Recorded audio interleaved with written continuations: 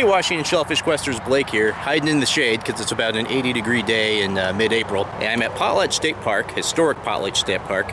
This year it's only open in the month of April for oysters. And holy smokes, this is like a spring break beach party type attitude. Oh, and I'm here with Russell too. Russell just flagged me down. When I said in my last oyster shuck and smoke video that I asked you if you'd like any more oyster cookery videos, I hope you weren't just humoring me, because that's what this is. There's a recipe I've been wanting to try. It's called the Hangtown Fry. I'm going to call it the Placerville Fry, which I'm sure some people will jump on me for being PC, but Hangtown is named why you think it would be named that. And also, it's not historically known if if the fry was actually named when it was Hangtown or Placerville. At any rate, let me tell you a story about how it was made. Yeah. Barkeep, I'd like to order, please.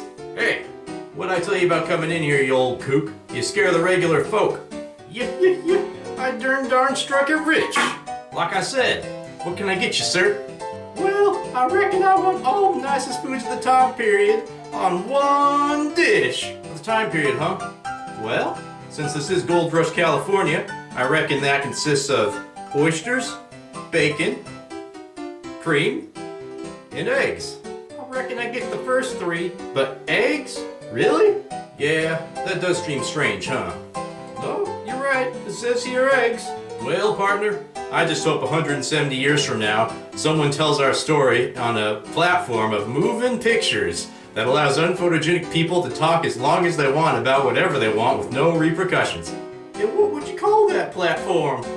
Narcissist Tube. Well, I reckon that sounds like a downright apt name. Yeah. So there you go. That's probably exactly what happened. And I will say the oysters on this beach are a bit depleted. So most of the oysters that are available are on rocks. It's really been hit pretty hard. That's fine with me though. I don't mind chucking on a rock. Woo! Woo!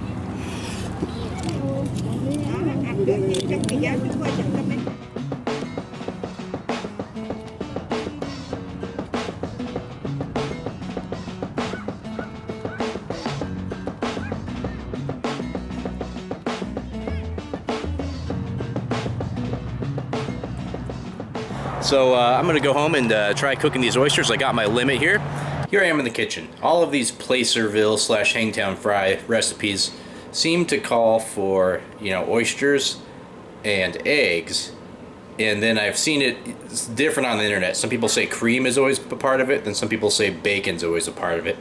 So I will, put some cream if I have any, or at least milk in with the eggs. But I'm gonna keep it real simple. This recipe is just gonna consist of putting the bacon down, frying it a bit to get the grease out of it, and then on top of that I'm going to put the oysters and some green onions that I had lying around in the fridge, as something green, and then I'm just going to put the egg mixture above that. And that's my understanding the way you eat it is you flip it over, and so the bacon and then is on the top and then the oysters are right under them.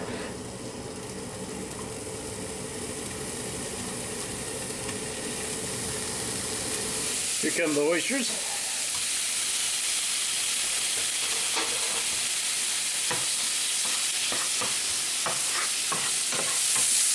Green onions.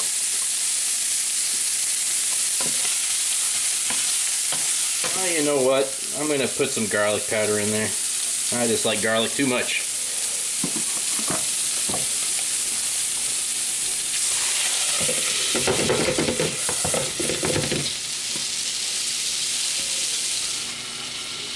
Couple eggs.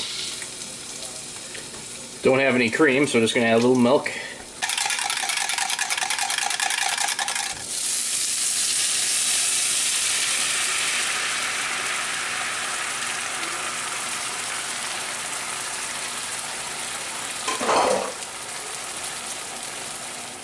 I wish I would have used a little smaller pan. That's about as big a pan as I would have liked to use in retrospect.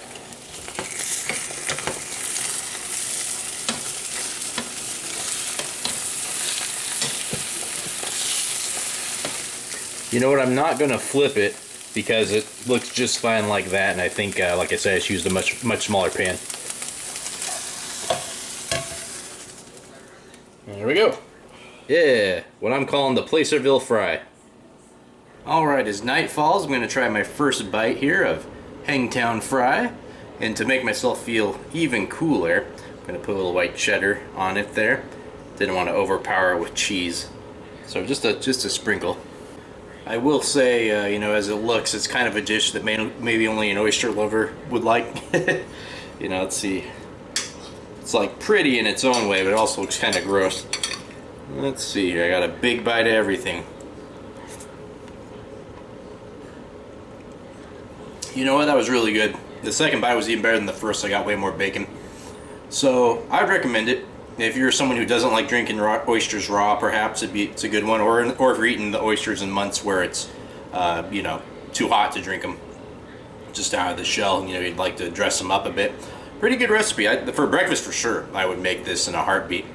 And speaking of making things in a heartbeat, for my last shuck and smoke episode, just so you know, I like that recipe so much, you might have seen I only put like 5 oysters into this, and those are the ones I mangled, like my non-pretty ones when I shucked and accidentally got them with the shucker.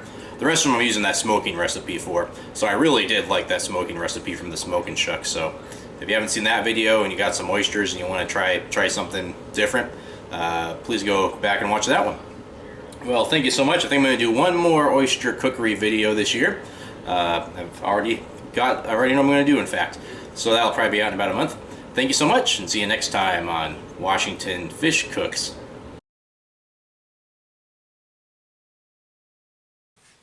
Well, you stupid beard.